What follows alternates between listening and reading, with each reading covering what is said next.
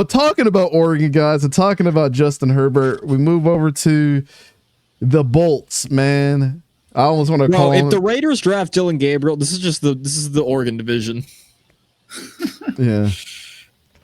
Yeah, so this is the Oregon division, yeah, for sure. Actually, let me read Anthony's comments real quick.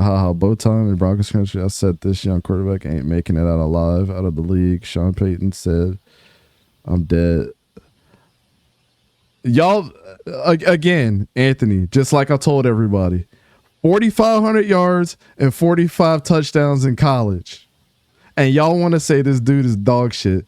And then every single pro that's reviewed his film this offseason has said that he was the best quarterback this offseason or this preseason. Say what you want, man. The dude can ball. And then he's going under Sean Payton. Man, y'all think Sean Payton is washed. He had to deal with a bridge quarterback that they'd thrown a bunch of money at Russell Wilson. It didn't work out. What's he going to get with a dude that's just been sitting in that room just listening? I hate to be the defender of Bo Nix, but like I'm tired of that, bro. What does this dude have to do? If he throws 5,000 yards and 40 touchdowns, then they'll go, now I'm gonna be like, so now you want to believe? Nah. It's time to believe. That's when you pull out them receipts and be like, boy, I don't know what people want, bro. I really don't know. I've broken this dude down several times, and even the pros were like, we were wrong. I'm not a pro, but the eye in the sky doesn't lie. It just doesn't. And production doesn't lie either, because that'll be the first thing people bring out is stats, man. You know, I can't stand that, bro. I can't stand that. Y'all can't say this dude is crap. You can't say Sean Payton is crap. The dude has a Super Bowl, and they had multiple 10+ win seasons with Drew Brees. Drew Brees was throwing for 5,000 yards and like 35, 40 touchdowns every freaking year. Also, not act like Come that. People on, didn't bro. Let's also not forget there was a time where people thought Drew Brees was never going to play again early in his career after that injury with the Chargers. And y'all, and let's get over to it, because here we go talking about people calling him Justin Sherbert. It's hard to believe. The Los Angeles Chargers, regardless of what you think about their team, one thing that I want to tell you is it doesn't take Jim Harbaugh to take very long to get a team back going. When's the last time that you heard Stanford go 11-1 under Jim Harbaugh? His quarterback was Andrew Luck, and I get that. But Stanford has been dog shit. The other thing that I want you guys to recognize is when he was with the 49ers, he wasn't there very long before they were in the Super Bowl. And the only people that stopped them was the Baltimore Ravens off the eve of Ray Lewis saying that I'm going to retire. That's a lot to compete against a Baltimore Ravens team that was ready to win that and go all out for that dude. And Joe Flacco had one of the best playoffs that we've ever seen a quarterback ever have. So that was a lot for them to go. I think Ray Lewis threatened to hit him if he didn't. So if Colin Kaepernick was so good, he'd be a backup in this league right now. Credit to Jim Harbaugh, but people want to downplay how good that dude is, man. And I understand the allegations that are going on in Michigan. I ain't even talking about that now. We in the NFL, and I don't know how much Jim Harbaugh has to prove to people that he can be a winner wherever he goes. He's one of the only coaches that could transition from college to the NFL and can get it done. So I have them at 11-6 and number 2 in the division. And I'm not drinking the Kool-Aid, because Justin Herbert has broken many records over the years. And they just traded for a great backup. Look at their room. Taylor Heineke is going to be able to help Justin Herbert feel even a little bit more comfortable. Gus Edwards and J.K. Dobbins coming over for Greg Roman is just another great example of wanting to feel comfortable. That's how I feel with this team. Is like, we want to feel comfortable. Joshua Palmer, great guy to feel comfortable with. Lab McConkey, an underrated guy, another guy to feel comfortable with. Quentin Johnston, and if anybody can turn him around, it's Jim Harbaugh. Feeling comfortable. Brendan Rice got a lot to prove, and he made this roster. Here's the thing as well. Like, we talk about, Ravens winning the Super Bowl on the eve of, Ray Lewis saying that he was retiring. You don't think Brendan Rice being drafted the day that he had to put his best friend to rest isn't going to be a chip on his shoulder for his entire career? Because that's what happened when he got drafted. He was at his best friend's funeral. Mm-hmm. Yeah. And he's got a chip on his shoulder. But just think about the guys that are on this team if they stay healthy and can put it together. Joshua Palmer's no joke. Because he is not. People crack a joke at their wide receiver room just because they lost Keenan Allen and I'm trying to blank on his name. Williams. Mike Williams. Yeah. Mike Williams couldn't stay healthy either. But you bring DJ Chark in to kind of be your anchor and not have to be the number one guy, which is going to keep him healthy. He's one of the best downfield threats in the NFL when he's healthy. I've seen it myself in Jacksonville. The dude was a Pro Bowler, and for good reason. If Quentin Johnson can put it together, he's going to be a great outside receiver. Will Dissly and Hayden Hurst, that's an underrated group of tight ends right there. So what are we talking about? Everybody always wants to say that they look at this offense and they're just like, oh, it's bullcrap. Zion Johnson, Rashawn Slater, Bradley Bozeman, Trey Pipkins, and they got Joe Alt as their right. He's not even playing left tackle. He's playing right tackle. Listen, this man, Joe Alt, wore slacks and a corduroy, whatever they're called, on his draft night. That's how you know the dude's going to be a Hall of Fame. No, I'm kidding. Bro. Joe Alt. That draft fit screamed lineman, though. Joe Alt being at right tackle is something that I said on film that he should do. I did not think he was the best left tackle out of this draft. And he moved himself to right tackle, and I think he's going to feel right at home, bro. This is going to be one of the most nasty offensive lines, especially at the tackle position, if they can stay healthy. That's their only thing. Poona Ford, great defensive end. Joey Bosa, if he can stay healthy, crazy. Dion Henley, who was somebody that we were low on, that's actually a very bright spot at linebacker. Tuli Tuipulotu, if he can stay healthy, it's crazy. Denzel Perryman, Khalil Mack was one of the best sack artists, especially in the first half of the season. Then you look at their corners. Cam Hart in the draft, who was an absolute steal. Asante Samuel Jr., Christian Fulton. We don't even need to talk about Derwin James and Derwin James and Cam Hart is going to bring physicality to that secondary. How can you look at this roster and say that these dudes are going to be crap, especially under Jim Harbaugh? Again, my key word for the Chargers is I feel comfortable. I feel all right. And 11-6 is more than all right. And I admit that I'm probably a little bit more high on them. But if you don't think that Justin Herbert, I don't care about, I've had plantar fasciitis. I've had it. I still deal with it. You can get over that stuff. You think that that's going to affect Justin Herbert on game day? Please. People just don't know about that injury. It's a very easy injury just to set it and forget it for 4 quarters of a game and then deal with it later. Justin Herbert's going to absolutely cook people. And I'm just going to sit back and I'm going to laugh when he's super athletic and doing things that people said that he couldn't do. But that's all I'll say, man. 11-6 at them second in the division. And the only reason I have them there is just because Patrick Mahomes is in this division. Literally and truly. Pretty much. Straight up. Yep. I guess I'll go next. Pretty much just add on a little bit of what Dante said. Again, Cam Hart and Derwin James, and even Asante Samuel Jr., they're going to bring physicality to this secondary. You throw in Joey Bosa in there. Familiarity with Jim Harbaugh for some of these guys. Again, we talk about, Junior Colson, who made the 53-man roster. That's true too. Torque mentioned it in the comments. Hassan Haskins. He was the running back before Blake Corum was. He's now your 4th running back. I feel comfortable. I'll put that as the title of this video. I feel comfortable. Here's another I feel comfortable. People talk shit about Greg Roman. Gus Edwards and J.K. Dobbins followed him. That's a very underrated duo running back right there. Let them know. Will Dissly, Hayden Hurst, like Dante already mentioned, underrated tight end room. Amazing offensive lineman. Moved for Joe Alt to go to right tackle, I think was the right, especially with Rashawn Slater there. It's hard to justify Rashawn Slater not being the starting left tackle, especially protecting the blind side of Justin Herbert.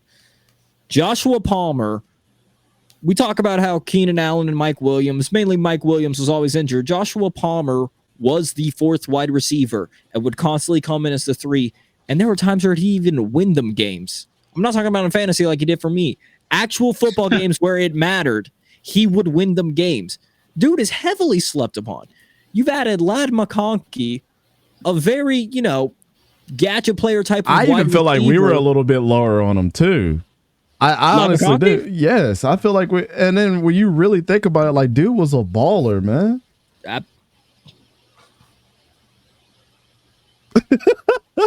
Carson Beck gonna miss him and Brock Bowers. That's all I'm saying. Anyways, and again, yes, we're not high on Quentin Johnston. We didn't think he should have been a first rounder. He's shown struggles, but if there's anybody that's going to help get him right, it's going to be Jim Harbaugh.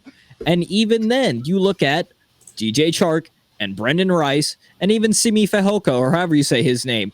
Dude's not that bad of a depth player. But again, mainly if Quentin Johnston doesn't work out, you look at DJ Chark, who is a veteran deep threat receiver, and Brendan Rice, who's going to be playing with the chip on his shoulder, and again, is in good hands with Jim Harbaugh. I can't disagree with Dante with the talk of I feel comfortable. I feel comfortable. I think they'll go 10-7, second in the division, just because of the Chiefs and Patrick Mahomes, and I think they'll get in as a 6 or 7. If they come out of the Raiders game healthy, I feel comfortable. I'm telling you, man, this might be a top 5 offensive lineman, which is going to help Justin Herbert. Mm-hmm. And if he goes down, Taylor Heineke ain't no slouch. I don't care what the Falcons fans say. I just feel like the Chargers are severely slept on. Khalid, do you feel comfortable? Obviously you got them at 10-7, so you're only you and Sora only one loss behind me. But like, y'all feel comfortable too? I mean, I don't know who wouldn't behind the offensive line. That is Sora, you were just touching on this. That is the offensive line is what sticks out the most to me, because you have Rashawn Slater, the blindside tackle, who was an first team All-Pro as a rookie out of Northwestern. You draft Joe Alt, in the first round out of Notre Dame. And I know many teams who would love to have him as their left tackle, but they already have Slater, who's incredible. So they move him to the right. Bradley Bozeman, Zion Johnson, Trey Pipkins to round out the middle. Justin Herbert has exactly what he needs to be comfortable in the pocket. Whoever ends up being the lead back, or if they stick with the committee, rotating between Gus Edwards, J.K. Dobbins, and even Kamani Vidal, the rookie out of Troy, they're going to be comfortable, to hit a gap, because something's going to open up with that offensive line. Yep. Coach Harbaugh even put it this way, when they drafted Alt in the first round, he said, "We view offensive linemen as weapons." And if you look at any of the teams who have won Super Bowls, right, as of late, they have an offensive line who is dominant. The Chiefs, as of late, they have had great offensive lines, right? You look at, when Tom Brady had his run, like with the Patriots and even with the Bucks, right? He had an offensive line that could keep him on his feet.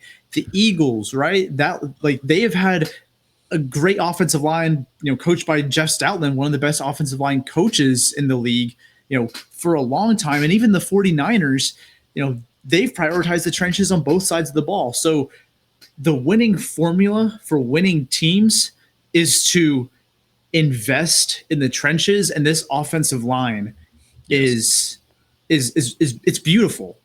Mm-hmm. That is, and it's also an incredible unit.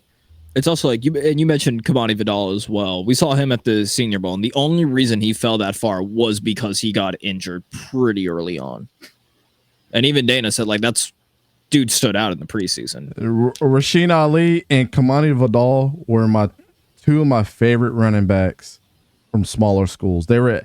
I don't know who I had number 1, who I had number 2, but I'm pretty sure I had Kamani Vidal number 1 in my smaller school, running backs, and then Rasheen Ali from Marshall, right under him. Them dudes are no joke. And Rasheen Ali, I believe, tore his ACL, so he's gonna be out for a pretty significant amount of time. But Kamani Vidal, yeah, we didn't. I was actually sad we didn't get to see a lot of him because he got injured at the Senior Bowl. But That's a sneaky Both of one. them did, which is What do y'all think that Greg Roman only has a game plan for Justin Herbert to be a straight line quarterback? Dealing with Lamar Jackson it's a difficult feat. So when you bring somebody like Todd Monken into the Ravens system, who knows how to deal with those type of QBs, it makes it a lot easier on you.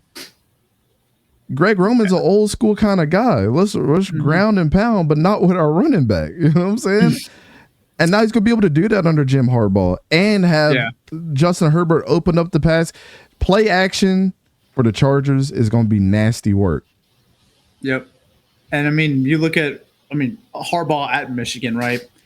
He pounded the rock. That's not going to change now that he's at the NFL level, especially with this offensive line. He doesn't need a premier star running back in order to find success in the running game, right? And that was one area that the Chargers struggled in this past year, is they were 27th in terms of yards per carry in the entire league, leading them to be 25th in total rushing yardage. And then that caused them to throw the ball the third most out of any team in the league, but they were largely inefficient due to the fact that they didn't have a running game. So they had to throw a ton, but that led to inefficiencies. I think that with a balanced offense that prioritizes the running game, that Herbert is not only going to, he's not going to have to carry this team to victories, but he's going to see, maybe lower like totals in terms of like yardage and touchdowns, but he's going to see a giant increase in efficiency, right? He is going to, that's the biggest thing I think with Herbert is he's going to be asked to do less and he's going to do more with what he's given. And then the only concern I have with them though still is the defense, because it was an abysmal unit last year, and it really has been for Herbert's entire career with the Chargers. I mean, last year their passing defense was one of the worst in the entire league. They bring in Christian Fulton from Tennessee. They add Poona Ford, who's more of a run defender. He's a big, short dude. But I mean, that's all going to help. They draft Junior Colson, right? I mean, they have some good pieces. Joey Bosa and Khalil Mack, of course, are still there. They need to invest more on the defensive side of the ball, similar to the Broncos. It's just, the Broncos, but I think the Chargers are just more set up overall for success right now, especially with the way that this offense is hoping to now actually control the clock, right? Control the game and time of possession, because when you're throwing it, you're probably going to lose a time of possession like battle, right? Your defense is going to be out there a whole lot more than your offense is. Like, I mean, the Chargers ran the 8th most amount of plays in the NFL last year because they're throwing the ball all the time, right? Like and then the defense on the other hand was just that bad, that they were constantly getting scored on and the offense was always on the field. So I think that having a running game and being able to actually control some time of possession is going to be massive for the Chargers this year. So I think they're going to be. I think they're going to be good, but the defense needs a little bit of work. If that defense can improve, I think they could actually compete with the Chiefs for the number 1 seed in this division. Something that the teams in the AFC West haven't been able to say they've done for a while now. So, yeah. Well, we're pretty high on the Chargers. ECG when it's 10-7. Everybody had them at the number 2 spot, and Don had them at 8 and with a losing record and still at number 2. So Don was pretty brutal in this division right here. All right. What did he have as the Broncos again? Like 4th or 3rd? Sorry, wrong thing. 4th. 6 4th. and 11. 6 and 11. All right, Okay, so he's probably gonna have the Raiders at 7. Got it.